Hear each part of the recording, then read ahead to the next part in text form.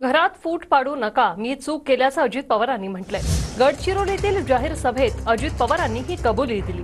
दरम्यान अजित पवारांच्या वक्तव्यानंतर विजय वडेट्टीवार यांनी त्यांना टोला लगावलाय। मी आणि धर्मराव बाबा अत्रामांनी इतरांना शिकवलं आहे। वस्ताद त्याच्या हाताखाली शिकतो, त्याला सगळे डाव शिकवत नाही, वस्ताद एक डाव राखून ठेवतो। अजूनही चूक भूल करू नका, तुमच्या वडिलांसोबत राहा, अजितदादांचा भाग्यश्री अत्रामांना सल्ला। वडील लेकीवर प्रेम करतात तेवढं प्रेम कोणीही करू शकत नाही।